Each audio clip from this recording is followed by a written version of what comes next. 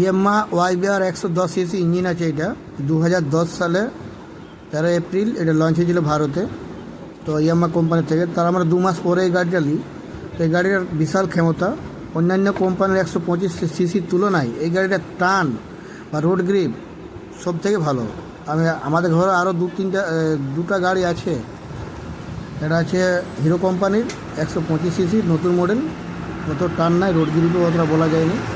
কিন্তু এই গাড়িটি যারা চালাচ্ছে একবার, তারা অন্য ইয়ামাহা কোম্পানি যে গাড়ি চালায় যারা, তারা অন্য কোম্পানির ছুটি যাবে না, আর ভালো লাগবে না চালালেও, হাতটা বসবে নাই। কারণ ইয়ার টানটাই ক্ষমতাটা আলাদা। এতদিন পরেও ইয়ার টান কিন্তু কমে নাই। তেল এভারেজ 60 আছে, আগে ছিল বেশি। 110 সিসির ইঞ্জিন, এটা 110 সিসির ইঞ্জিন যেটা কাজ করে দেবে সেটা 125 সিসি হওয়া পাবেন অন্যান্য কোম্পানি। সব দিকের থেকে তেলটা বলতে লাগে, তেলটা কেউ 80ও দিতে পারে, 70ও দিতে পারে, তেলটা পড়বো না, তেলটা কম হয়।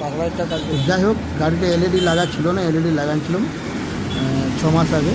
তো দেখুন একটু প্রবলেম হয়, মানে তারটা লড়ে যায় বা কিছু হয়, পুরানো সব ওয়ারিংটা তো চেঞ্জ করে না, গাড়ির ওয়ারিং থাকে, সেই ওয়ারিংটা চেঞ্জ করে, এটা একদিন হতে পারে। থ্যাংক ইউ যারা ভিডিওটা দেখছেন, থ্যাংক ইউ ইয়ামাহা কোম্পানি।